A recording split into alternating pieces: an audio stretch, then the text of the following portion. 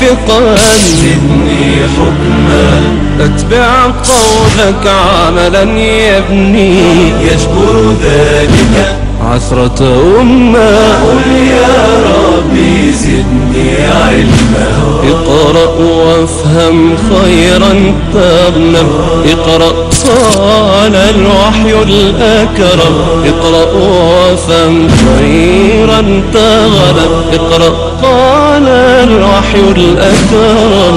أول قول في القرآن اقرأ واعلم فبذا تسلم. أول قول في القرآن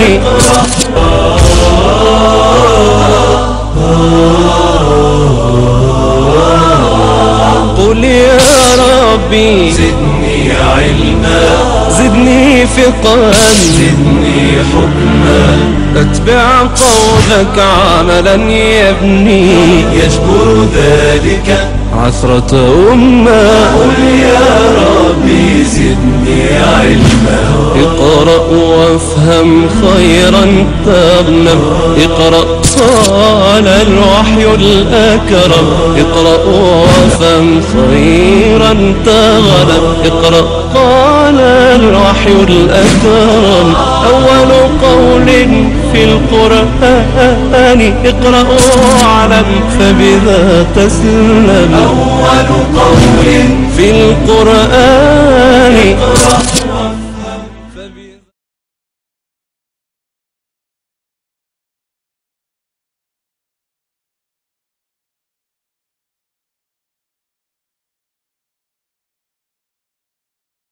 أعوذ بالله من الشيطان الرجيم.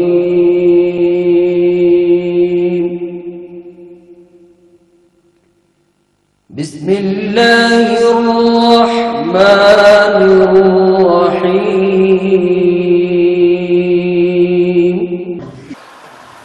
بسم الله الرحمن الرحيم. الحمد لله وكفى وسلام على عباده الذين اصطفى. أما بعد، أعوذ بالله من الشيطان الرجيم. بسم الله الرحمن الرحيم. قد أفلح من تزكى.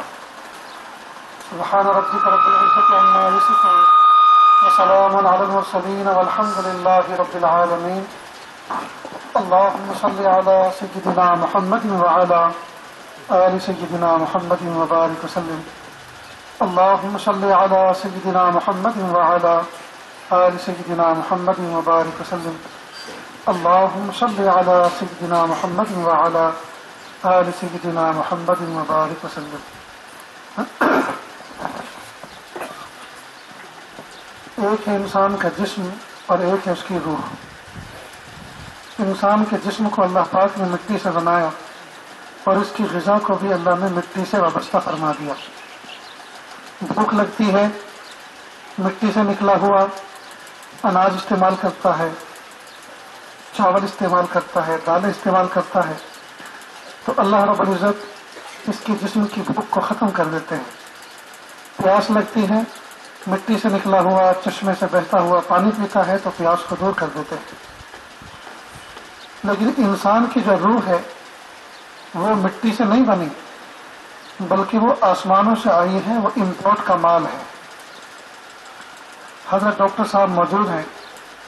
بچے کو جب ماں کے رحم کے اندر تقریباً 124 دن ہو جاتے ہیں تو اللہ رب العزت اس کے اندر روح پھونکتے ہیں.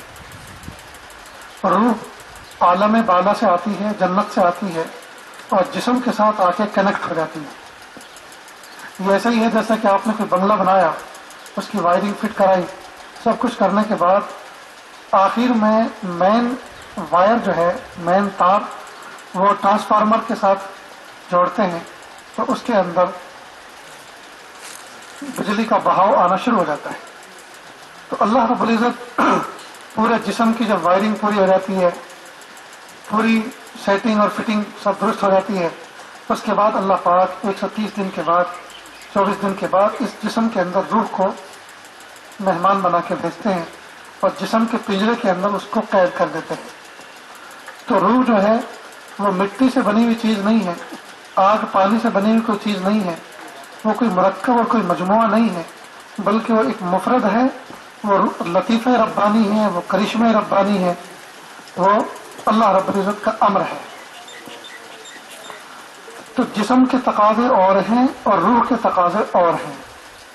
جسم کو اللہ نے مٹی سے بنایا، اس کے سارے تقاضے مٹی سے وابستہ فرما دیے، اور روح کو اللہ رب العزت نے اپنے حکم سے بھیجا، تو روح کے تقاضے اور ہیں، اس کی غذا بھی اللہ کے حکم سے ہی آتی ہے۔ یہ جہاں سے آئی ہے اس کی غذا بھی وہیں سے آتی ہے۔ انڈیا کے اندر کئی مرتبہ، اپنے ملک میں کئی مرتبہ فورین سے کوئی جو ہے کوئی فیکٹری والے کوئی مصنوعات میں سے کوئی چیز کوئی پروڈکٹ بھیجتے ہیں، کوئی مشین بھی آتی ہے تو اس کے فٹر بھی فورین سے ہی آتے ہیں، اور وہ جب آتے ہیں تو وہ ہمارے کھانے نہیں کھاتے، وہ منرل واٹر پیتے ہیں اور پتہ نہیں کیا کیا، کئی مرتبہ ان کی کھانے بھی وہیں سے آتے ہیں۔ تو روح جو ہے یہ کوئی دنیاوی چیز نہیں ہے، مٹی سے اگی ہوئی چیز نہیں ہے، درخت سے لٹکی ہوئی کوئی چیز نہیں ہے، بلکہ جنت سے آئی ہے، اس کی غذائیں بھی وہیں سے آتی ہیں۔ اس کو ذرا آپ اور تھوڑا کھول کے سمجھیں۔ آپ نے جمعہ کے خطبے سے پہلے بہت سے لوگوں کو سوتے ہوئے دیکھا ہوگا، نیند کا جھونکا آتا ہے، دو چار تو دائیں بائیں ابھی بھی مل جائیں گے آپ کو، تو ان کو جھونکا آتا ہے، حالانکہ وہ نیند کا وقت نہیں ہے، ان کو نیند آتی ہے، لوگ کہتے ہیں سو رہا ہے، وہ اصل میں سو نہیں رہا، اس کو کہتے ہیں نعاس، اس کو کہتے ہیں جھونکا۔ وہ کیا ہے؟ وہ اصل میں اللہ کی رحمت کا جھونکا ہوتا ہے، اور وہ روح کی غذا ہے۔ اس کو جو جھونکا آ رہا ہے وہ نیند کی وجہ سے نہیں آ رہا، اس کی روح کو غذا مل رہی ہے، اور روح کو سکون مل رہا ہے، تو وہ جھونکے کی شکل میں ظاہر ہو رہا ہے۔ وہی آدمی جو جمعہ کے خطبے میں جھونکا مار رہا ہے، حضرت کے بیان میں جھونکا مار رہا ہے، تعلیم کے اندر تعلیم کے حلقے میں بیٹھ کر وہ جھونکا مار رہا ہے، اسی شخص کو آپ کہیں کہ آپ بہت تھکے ہوئے معلوم ہوتے ہیں، آپ جلدی جا کے سو جائیں، وہ سوتا نہیں ہے، وہ تو گپے اڑاتا ہے پھر بعد میں باہر نکل کر۔ تو اگر اس کو نیند آ رہی ہوتی تو اس کو جا کے سو جانا چاہیے تھا، معلوم ہے وہ نیند تھی نہیں، اگر نیند ہوتی تو جاتے کے ساتھ ہی بستر پہ سو جاتا، تو پھر وہ کیا تھا؟ وہ اللہ کی رحمت کے جھونکے تھے، روح کو غذا مل رہی تھی، اور روح کی غذا کے جھونکے تھے۔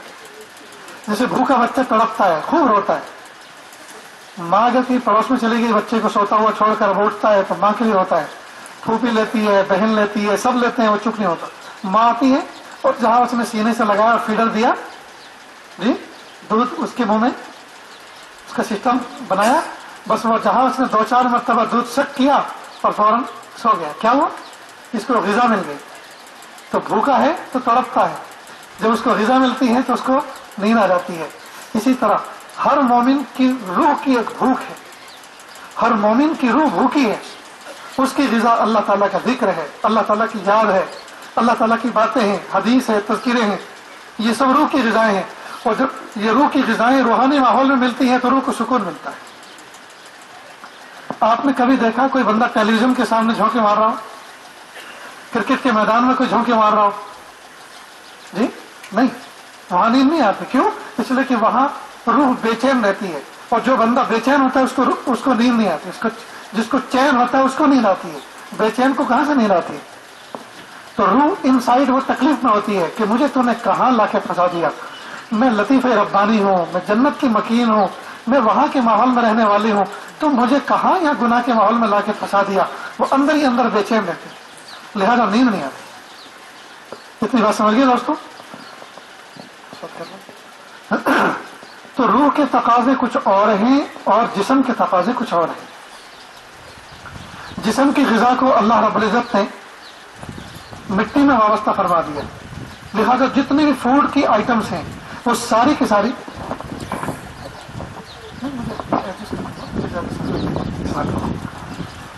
تو جتنی بھی انسان کی غذاؤں کی چیزیں ہیں، جتنا فوڈ سسٹم ہے، وہ چاہے وہ جو ہے روسٹ ہو، چاہے وہ بھنا ہوا ہو، چاہے سکا ہوا ہو، چاہے وہ تلا ہوا ہو، وہ کسی نہ کسی طرح سے اس کی لنک جڑتی ہے زمین کے ساتھ۔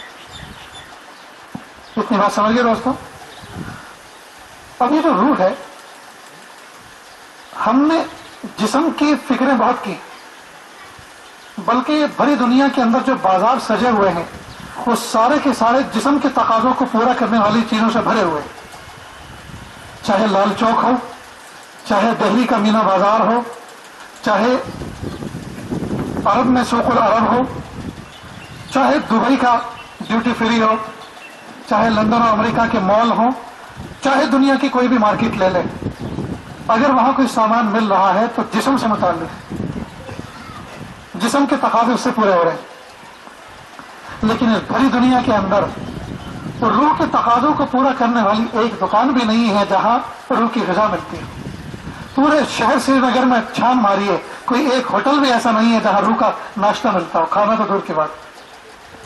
تو پھر روح کا ناشتہ اور روح کی خوراک کہاں ملتی ہے؟ وہ یہ دینی محفلیں ہوتی ہیں، وہاں روح کا ناشتہ ہوتا ہے، وہاں روح کی غذا ملتی ہے۔ اللہ والوں کی محفلیں ہوتی ہیں، ذکر و اذکار کے حلقے ہوتے ہیں، تلاوت کی محفلیں ہوتی ہیں، مسجد کے حلقے ہوتے ہیں، وہاں روح کو غذا ملتی ہے۔ تو روح جو ہے عالم بالا سے آئی ہے، اس کی غذا بھی عالم بالا سے آتی ہے۔ عجیب بات یہ ہے، یہ عاجز بارہا یہ مثال دے کر سمجھانے کی کوشش کرتا ہے کہ ہم نے بارہا دیکھا زبان کا ذائقہ خراب ہوتا ہے تو ڈاکٹر کے پاس فوراً جاتے ہیں، ڈاکٹر صاحب زبان کا ذائقہ کڑوا ہو گیا، کھانا اچھا نہیں لگ رہا، کڑوی میٹھی چیزیں کڑوی لگ رہی ہے، تو ڈاکٹر سے دوائی لیتے ہیں، شفا ہو گئی تو ٹھیک، نہیں تو پھر دوسرے ڈاکٹر کے پاس جاتے ہیں، بڑے والے کے پاس۔ شفا ہو گئی تو ٹھیک، نہیں تو پھر تیسرے کے پاس جاتے ہیں۔ اگر وطن میں شفا نہ ہوئی تو دلی جاتے ہیں، دلی میں بھی شفا نہ ہوئی، اللہ نے مال پیسہ دیا ہے تو لندن اور امریکہ تک جاتے ہیں زبان کا ذائقہ ٹھیک کروانے کے لیے۔ لیکن وہ روح جو ٹھہری ہوئی ہے جسم میں، جس کا مرکز ہے دل میں، اس روح کا ذائقہ خراب ہوئے زمانہ گزر چکا، آج تک اس کا احساس نہیں ہوا کہ اس کا علاج کہاں ہوتا ہے اور کس طرح سے ہوتا ہے، کون کرتا ہے اور کس طرح سے کرتا ہے، کیا یہ بھی کوئی بیماری ہے، یہ بیماری ہے بھی کہ نہیں ہے، یہ اگر ہے تو پھر اس کا علاج کس طرح سے ہوتا ہے۔ دوستو، اگر ہم ایک نون چائے نہ پیے نا، ایک کپ چائے نہ پیے، دماغ خراب ہو جاتا ہے، سر دکھتا ہے، شکوے کرتے پھرتے ہیں یار آج چائے نہیں ملی۔ جی، جسم کو اگر ایک ٹائم چائے نہ ملے دن میں تو سر چکرانے لگتا ہے، تو روح کا ناشتہ کیے زمانہ گزر چکا، آج تک ہمیں اس کی فکر نہیں ہوئی، آج تک دوستو ہمیں اس کی بات کی فکر نہیں ہوئی کہ ہماری روح جو ہے مردہ ہو چکی ہے۔ کیا کہیں گے دوستو اس کو؟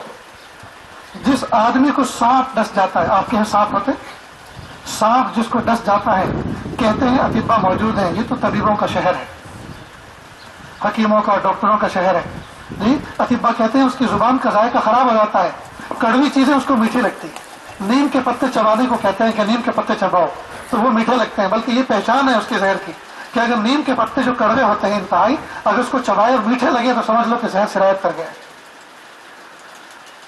تو سانپ کسی کو ڈس لیتا ہے تو روح کا ذائقہ، جسم کا ذائقہ خراب ہو جاتا ہے، زبان کا ذائقہ خراب ہو جاتا ہے، اس کو کڑوی چیزیں، میٹھی چیزیں کڑوی لگنے لگتی ہیں۔ دوستو، ہماری روح کو نفس کا سانپ ڈس گیا ہے، ہماری روح کو نفس کا سانپ ڈس گیا ہے، نیکی کی چیزیں ہمیں بری لگ رہی ہیں اور بری چیزیں ہمیں اچھی لگ رہی ہیں، سینما ہمیں اچھا لگ رہا ہے، زنا ہمیں اچھا لگ رہا ہے، ننگا ناچ ہمیں اچھا لگ رہا ہے، انٹرنیٹ کے فتنے ہمیں اچھے لگ رہے ہیں، میوزک ہمیں اچھا لگ رہا ہے، نہیں اچھا لگ رہا تو نماز اچھی نہیں لگ رہی، نہیں اچھا لگ رہا تو اللہ کی یاد میں گردن جھکا کے بیٹھنا اچھا نہیں لگ رہا، نہیں اچھا لگ رہا تو قرآن پاک کی تلاوت اچھی نہیں لگ رہی۔ میرے بھائیوں، اللہ کے واسطے روح کی فکر کرو، اللہ کے واسطے روح کی فکر کرو، قیامت کے دن اس کے بارے میں سوال ہوگا۔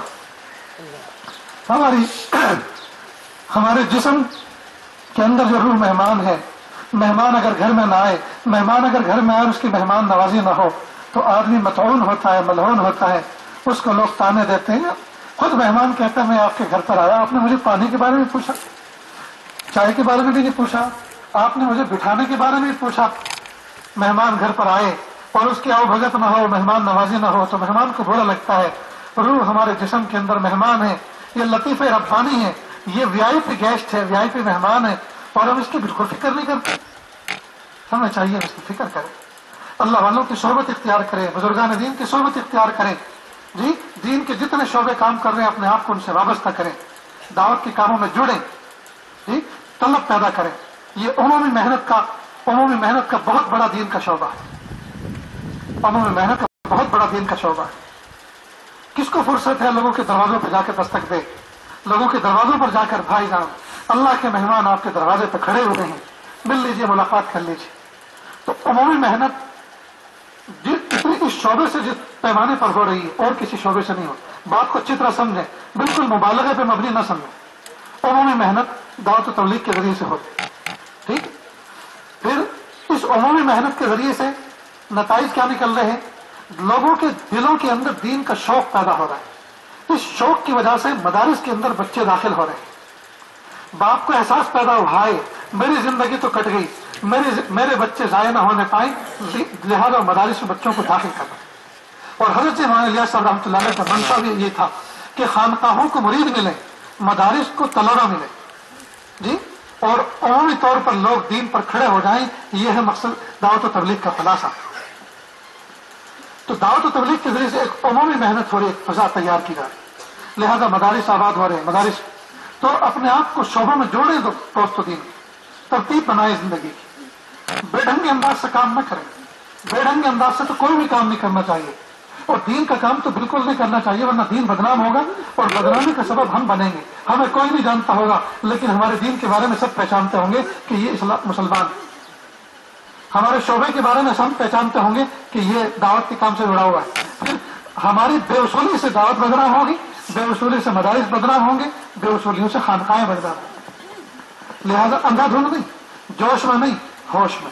اللہ کے محبوب صلی اللہ علیہ وسلم سے بڑا مبلغ کون تھا؟ اللہ کے محبوب سے بڑا عالم کون تھا؟ اللہ کے محبوب سے بڑا شیخ کون تھا؟ مرشد کون تھا؟ لیکن کیا اعتدال کے ساتھ کام۔ مسجد نبی میں نماز پڑھاتے تھے، عورتیں پیچھے نماز پڑھتی تھیں پردے میں الگ سے، جو ایک باب النساء مسجد نبی میں آج بھی ہے۔ اگر کوئی بچہ روتا تھا آپ صلی اللہ علیہ وسلم کے کانوں میں آواز پڑتی تھی، جی، تو آپ صلی اللہ علیہ وسلم نماز کو ہلکا کر دیتے تھے۔ اب یہاں کیا سوال پیدا ہوتا ہے کہ اللہ کے محبوب نماز پڑھتے تھے، پڑھاتے تھے، عورتوں کی، بچوں کی رونے کی آواز سنتے تھے۔ ہاں، اللہ اکبر، وہ باہوش تھے، باہوش تھے، بے ہوش نہیں تھے۔ لہٰذا وہ استغراق کی کیفیت وہ مطلوب ہی نہیں ہے جس میں آدمی ایک کام میں لگ کے دوسروں کو بھول جائے۔ لہٰذا اللہ سے یہ مانگنا چاہیے، اللہ حقوق العباد کی پوری رعایت کے ساتھ مجھے استغراق کی کیفیت عطا فرمائے۔ اگر آپ ذکر میں مستغرق ہو گئے، علم دین میں مستغرق ہو گئے، بچے بھوکے مریں گے، بیوی بھوکی مریں گی، بچے بھیک مانگتے پھریں گے اور کام بدنام ہوگا دین کا۔ جی، کیا کہیں گے؟ مجذوب آدمی، مستغرق آدمی۔ کیا مستغرق؟ یہ مستغرق بالکل مطلوب نہیں۔ ایک آدمی مسجد نبوی کے اندر ہاتھ باندھ کے اس طرح سے یوں کر کے نماز پڑھ رہا تھا، جھک کر۔ پوچھا یہ کیا ہے؟ کہ یہ تقوی کے ساتھ نماز پڑھ رہا ہے، خشوع کے ساتھ۔ یہ تقوی ہے یا لقوہ ہے؟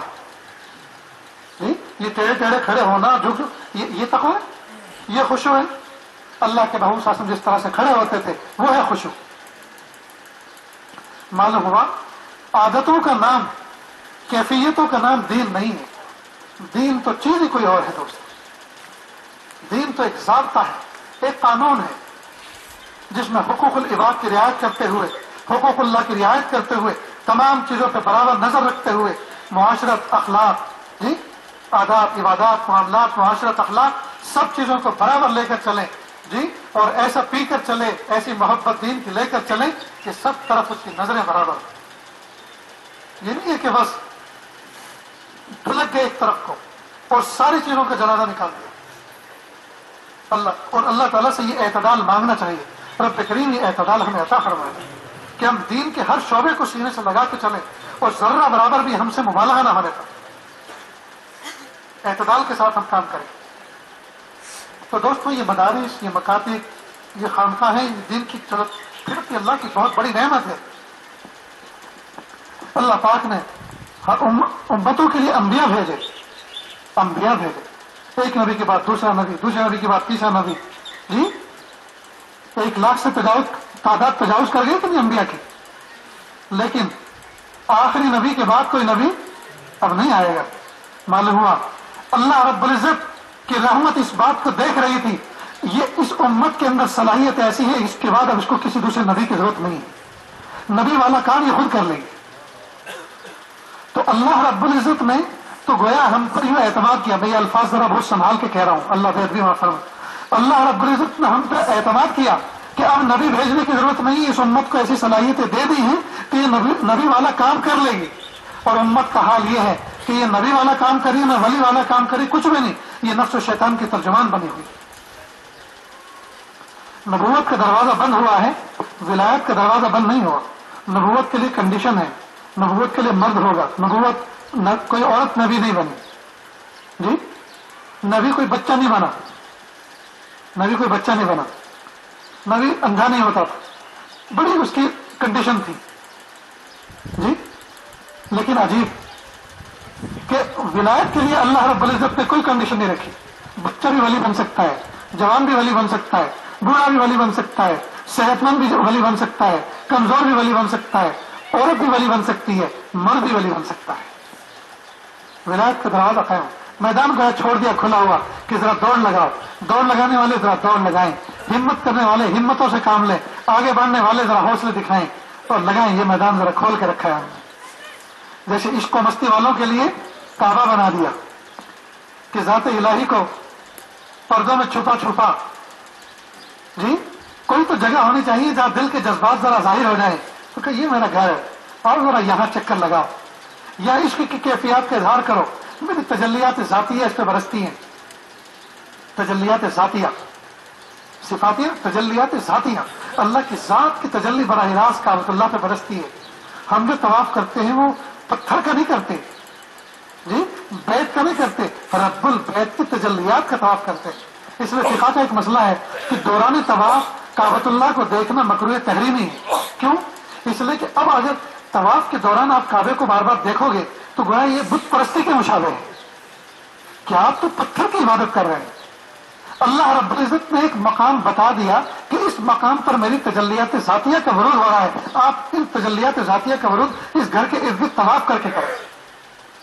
آپ باریکی سمجھ رہے ہیں؟ یہ تجلیات. شیخ ابراہیم ادھم رحمۃ اللہ علیہ بادشاہ تھے بلخ کے، چھت کے اوپر سوئے ہوئے تھے. آہٹ محسوس ہوئی، پوچھا کون؟ رات کی تاریکی میں شاہی محل پر کون ہے؟ باہر اجازت آیا. کہا میرا اونٹ گم ہو گیا، اس کو ڈھونڈ رہا ہوں. کہا بے وقوف، شاہی محل کی چھت پر رات کے وقت میں محل کی چھت پر اونٹ ملتا ہے؟ تو کہا تو کیا محل کی چھت پر اللہ کا تعلق ملتا ہے؟ کہنے والے نے اسے درد کے ساتھ کہا کہ ابراہیم ادھم کی دل کی دنیا بدل گئی. فوراً اپنے نیچے والوں کے حوالے سارے معاملات کیے اور جنگل میں نکل پڑے اور اللہ کے ولی بن گئے. بیت اللہ کی زیارت کے لیے پہنچے. شام یہ تھی، ہر قدم پر مصلی بچھاتے 2 رکعت محبت کی ادا کرتے، پھر قدم بڑھاتے مصلی بچھاتے 2 رکعت محبت کی ادا کرتے. 2.5 سال میں بلخ سے مکہ مکرمہ پہنچے. طواف کیا، رو کر کہا پیارے اللہ، ساری دنیا پیروں کے بل چل کر آتی ہے، میں تو پلکوں کے بل چل کر آیا ہوں. ساری دنیا قدموں کے بل چل کر آتی ہے، میں تو پلکوں کے بل چل کر آیا ہوں، قدم قدم پہ سجدے کر کر آیا ہوں. اللہ آپ اپنی محبت کی نظر سے دیکھ لیجیے. دیکھا ایک بڑی عورت ہے جاری ہے، پتہ چلا کہ رابعہ بصریہ ہے، اور اس بوڑھی عورت کے اوپر وہ تجلیات برس رہی ہیں جو کعبۃ اللہ کے اوپر تجلیات ذاتیہ کا نور.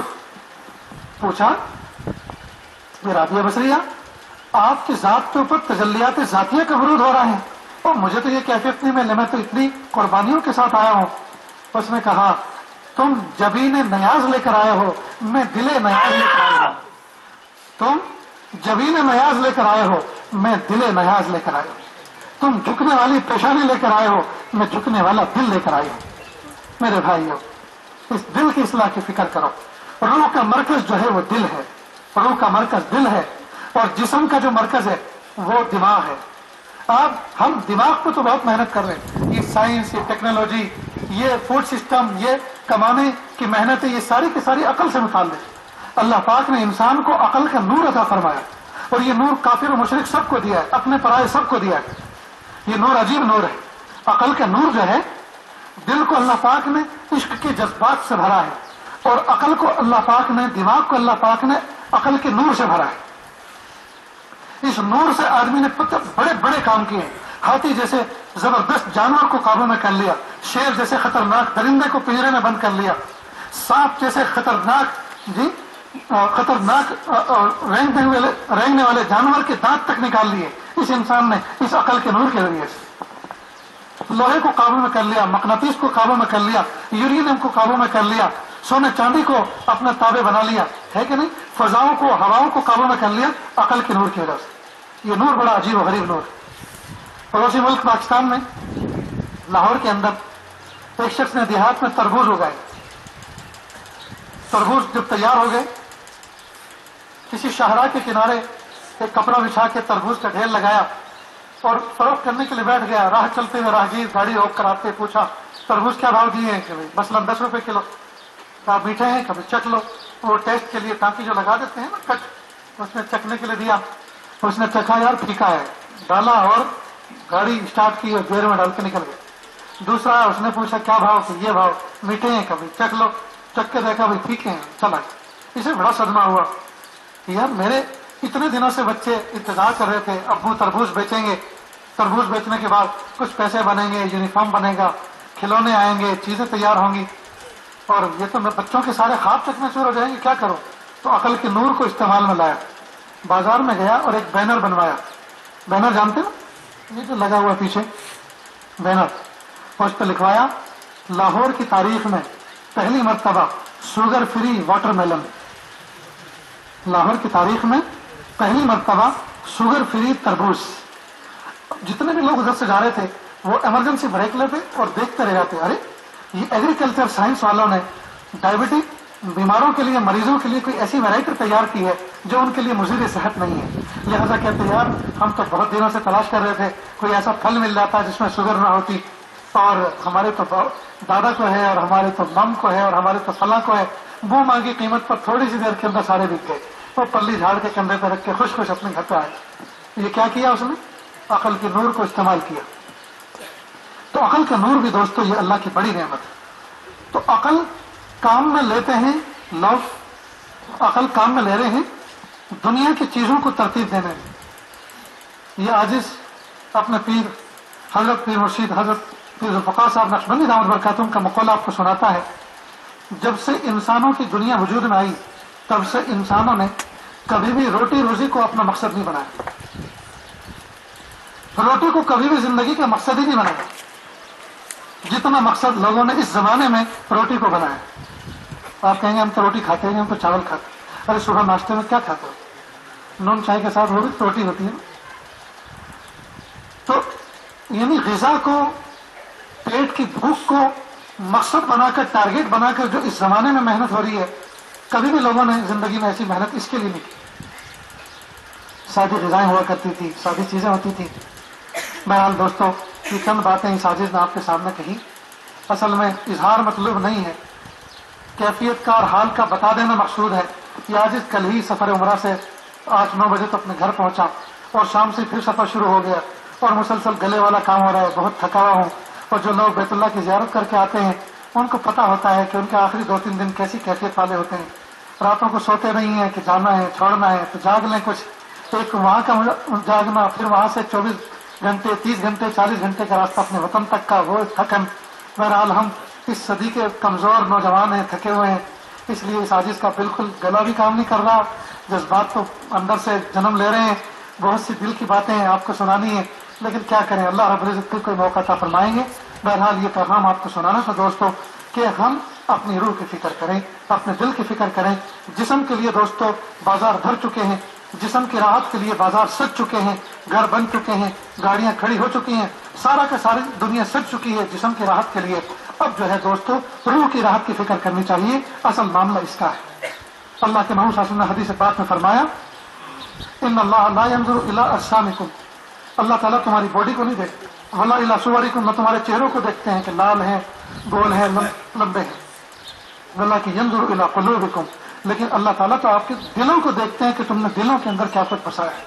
तो जो चीज मखलूक को दिखाने की है उसको तो सजा रहे हैं, मेकअप पर मेकअप हो रहे हैं, और जो चीज अल्लाह को दिखाने की है उसको हमने वैरान किया हुआ है। हमें चाहिए कि हम दिल की दुनिया को आबाद करें। अल्लाह ताला कहने सुनने से ज्यादा अमल की तौफीक अता फरमाए। व आखिर दावाना अल्हम्दुलिल्लाह रब्बिल आलमीन। अस्सलामु अलैकुम व रहमतुल्लाह। अल्लाह जल्ल शानहू का बहुत बड़ा फजल व करम है कि 8 बच्चे जो हैं हाफिज़ कलामुल्लाह हुए। इस साल में तो ये 5 हुए हैं, इसमें 3 वो हैं जिन्होंने दौर भी किया है। ये अल्लाह का बहुत बड़ा करम है और मदरसे वालों के लिए इससे बड़ी खुशी شاید یہ کبھی ہوتی ہے کہ جب کوئی بچہ کلام پاک کو سینے میں محفوظ کر لیتا ہے، اللہ تعالیٰ آپ اللہ سے بھی گزارش ہے کہ آپ دعا کریں کہ اللہ تعالیٰ ان محنت کو قبول کرے اور ان بچوں کو قبول کرے، ہر شر سے ان کی حفاظت کرے، اور اللہ تعالیٰ ان کو دین کے داعی، مفسر اور محدث اور عارف باللہ اللہ تعالیٰ بنائے، اخلاص کے ساتھ اللہ تعالیٰ ہر قسم کے شرور سے ہم سب کی اور ان بچوں کی حفاظت فرمائے۔ اور آپ حضرات کو معلوم ہے کہ یہ دارالعلوم الہیہ جو ہے ایک اپنی ایک انفرادی حیثیت رکھتا ہے، کہ شاید ایک ادارہ ہے جہاں حفظ اور عالمیت کے ساتھ ساتھ یعنی جو عصری تعلیم ہے وہ بھی دی جاتی ہے، اور یہ ان بچوں کا کمال ہے کہ یہ جہاں سے عصری تعلیم بھی حاصل کرتے ہیں وہاں سے حفظ بھی کرتے ہیں، اور عالمیت کے لیے بھی اللہ تعالیٰ یعنی اللہ کا یہ فضل ہے۔ بہت سے آج کل دنیا میں یہ چاہت ہے کہ کیسے ان دو تعلیموں کو یعنی یہ کیا جائے، انٹیگریٹ کیا جائے، ان کو آپس میں یہ کیا جائے، تو اللہ تعالیٰ نے یہاں سے یہ تھوڑی حقیر سی تعویذ جو ہے اللہ تعالیٰ نے اس کی توفیق کی ہے۔ تو اس کے لیے میں دعوت دیتا ہوں توصیف الاسلام کو، وہ آئے یہ توصیف یہ پلوامہ سے ہیں، توصیف میں حفظ بھی کر لیا اور اس کے ساتھ ساتھ دور بھی کر لیا، اور اس وقت یہ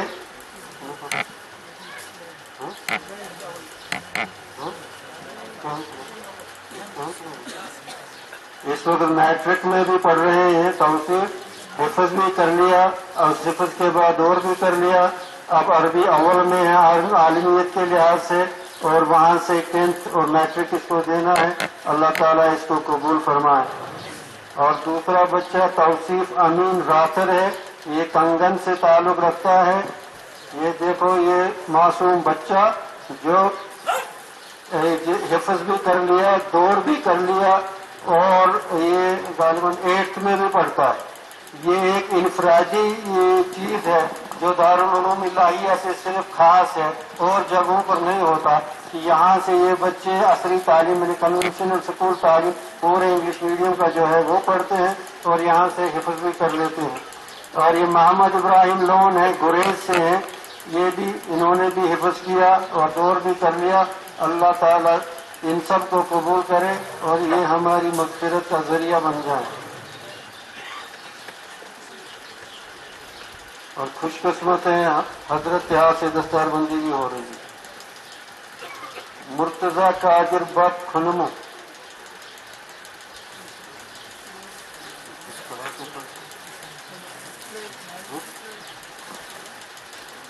یہ مرتضی ہیں، خنمو سے ہیں، اور یہ حفظ بھی مکمل کر لیا اور 9th میں بھی پڑھتے ہیں۔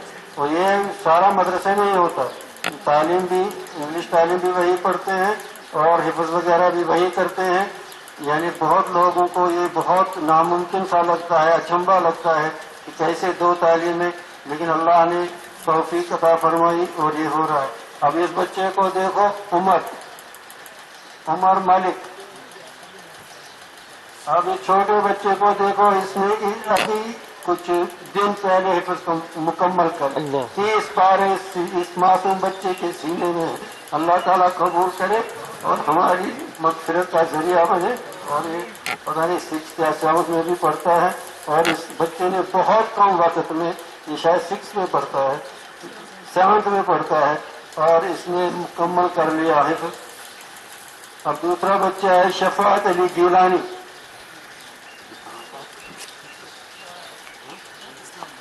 اسلام آباد سے ہے، یہ بھی 7th میں پڑھتا ہے، اور اس نے بھی حفظ مکمل کر لیا اس چھوٹے سے اس عمر میں۔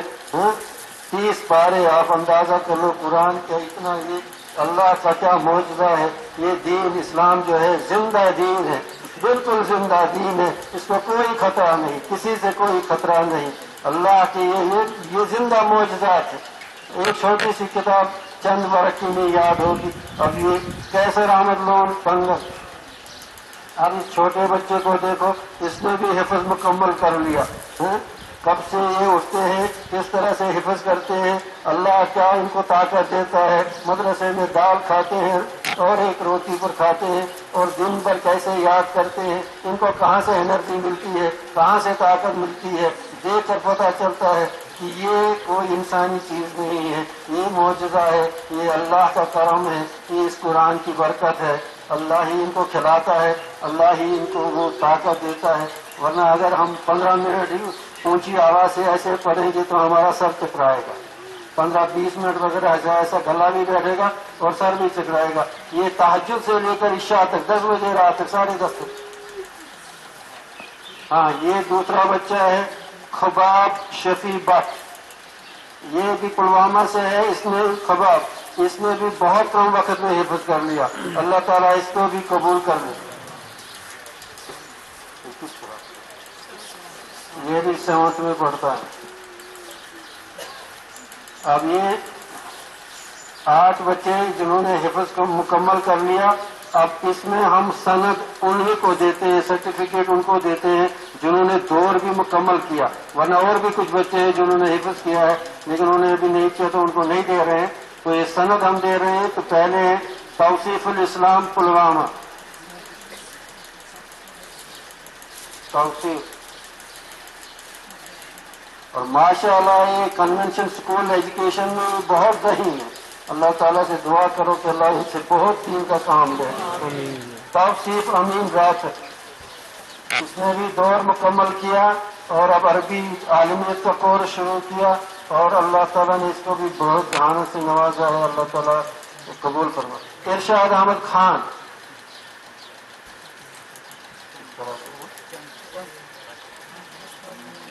یہ 2 بچے تھے ہمارے یہاں. جب یہاں کرنا اور کپوارہ میں جو وہ بھوچال آیا اور وہاں سے لوگ بے گھر ہو گئے تو بہت بچے ہمارے مدرسے میں آئے. ان میں سے یہ 2 بھائی رہ گئے. یہ اتنے چھوٹے تھے تو یہاں سے اب انہوں نے حفظ بھی مکمل کیا. 10th میں ہے یہ بچے, اور اللہ نے ان کو اتنا ایسے نوازا ہے اور ایسا حفظ ان کا کامل ہے. اللہ تعالیٰ ان کو اور ترقیات سے نوازے. یہ 2 بھائی ہیں کپوارہ سے, ارشاد احمد خان اور دوسرا عرفان احمد خان. یہ 2 بھائی ہیں اور تراویحوں میں قرآن سنا چکے ہیں. اور غیاث الدین لون, یہ کنگن سے, اس نے حفظ بھی کیا اور یہ سناتا بھی ہے, اور یہ 9th میں پڑھتا ہے اور عربی 2 میں بھی پڑھتا ہے. عربی 2 میں بھی پڑھتا ہے. یہ جب حفظ مکمل کرتے ہیں اس کے بعد یہ عالمیت میں جاتے ہیں, جو 8 سالہ عالمیت کا کورس ہوتا ہے, جیسے دیوبند کے درس اور درس نظامی جس کو کہتے ہیں. اور یہاں سے پیرالل یہ عقلی تعلیم پڑھتے ہیں. تو یہ اللہ کے فضل سے بہت مشکل سے یہ سلسلہ بنا. تو ہم حضرت سے بھی دعا کریں گے, درخواست کریں گے کہ ہم اس کے لیے خاص دعا کریں کہ یہ تکمیل کے مراحل اور استقامت کے ساتھ ہمیشہ کے لیے اللہ تعالیٰ قبول کرے. اب حضرت سے دعا یہ درخواست کریں گے کہ اب دعا کریں تو اس کے بعد مغرب ہوگا, پھر مغرب کے بعد دوسری نشست.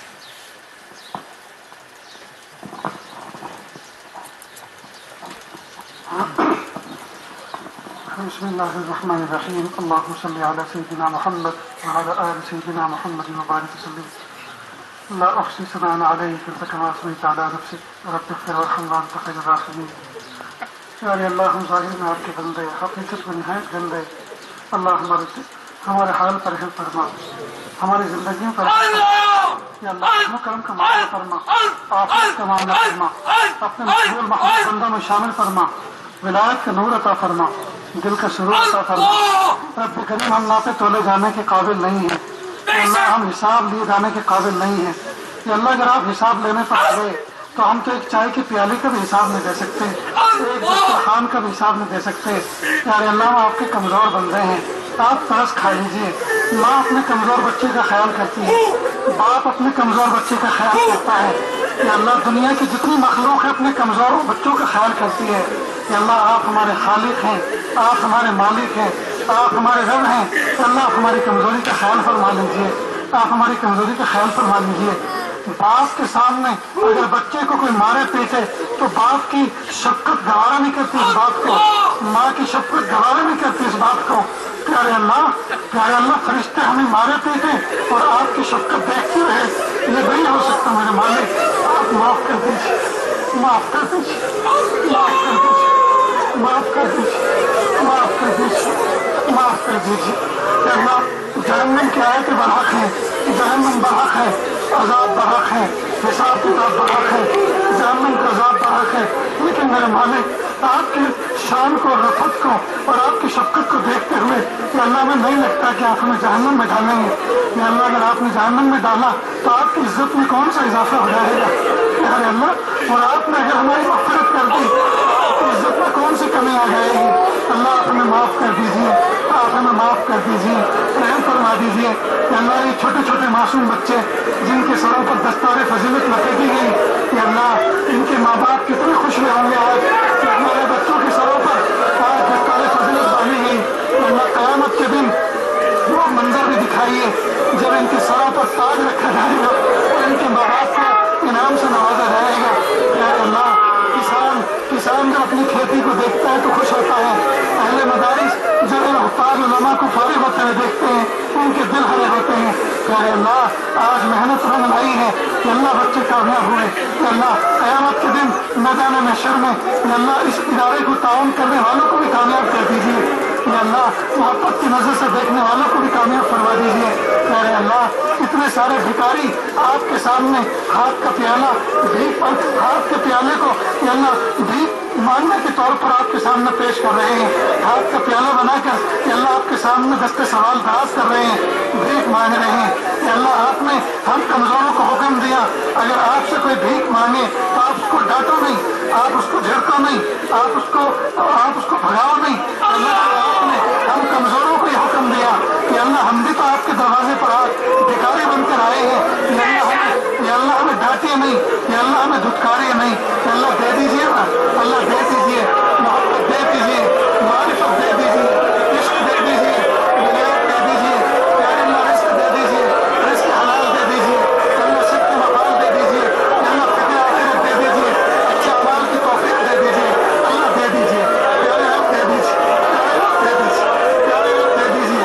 अगर आप सबकी सारी तमन्नाओं को दे दें तो आपकी शान में कोई कमी नहीं आएगी, हमारा काम बन जाएगा, अल्लाह हमारा काम बन जाएगा। अल्लाह जी आप दे दीजिए, अल्लाह आप दे दीजिए। इस मदरसे को अल्लाह मदाने नूर बना के कबूल फरमा लीजिए। अल्लाह इस शहर को कबूल फरमा लीजिए, अल्लाह इस वादी को कबूल फरमा लीजिए। या अल्लाह ये औलिया की वादी है, या अल्लाह ये अल्लाह बहाउद्दीन बुखारी की वादी है, या अल्लाह नूरुद्दीन हमदानी की वादी है। या अल्लाह इस वादी में या अल्लाह हीरे और जवाहरात से ज्यादा कीमती नफूस कुर्सियाँ मदफून है। या अल्लाह उनका वास्ता बनाकर हम आपसे भीख मांगते हैं। या अल्लाह ये हमारे आबा अजदाद थे, या अल्लाह आप नाज रख लीजिए, या अल्लाह हमारा बेड़ा पार कर दीजिए। या अल्लाह उनके नक्शे कदम पर चलने वाला बनाइए।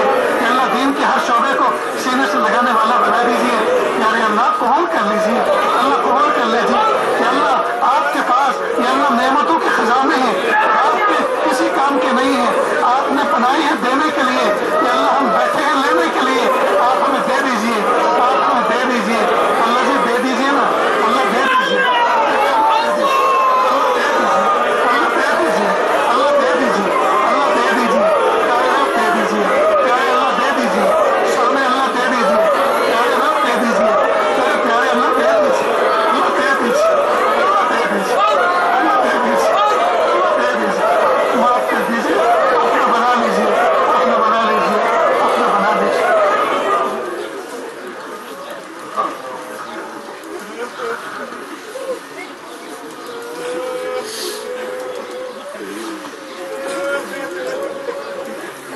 अल्लाह जी मांगना नहीं आता, बिन मांगे दे दीजिए, मांगने का धन से लेकर दे दीजिए, बिन मांगे अता फरमा दीजिए, बिन मांगे अता फरमा दीजिए, बिन मांगे अता फरमा दीजिए, अपने वलियों में शामिल फरमा दीजिए। ہمارے اللہ مدارس دینیہ، مکاتب قرآنیہ، مساجد اسلامیہ اور وہ خانقاہیں جو اللہ سکھایا جاتا ہے، مراکز دعوت تبلیغ کی اللہ پوری حفاظت فرما، اقامت دین کے لیے جتنی کوششیں ہو رہی ہیں اللہ سب کو قبول فرما۔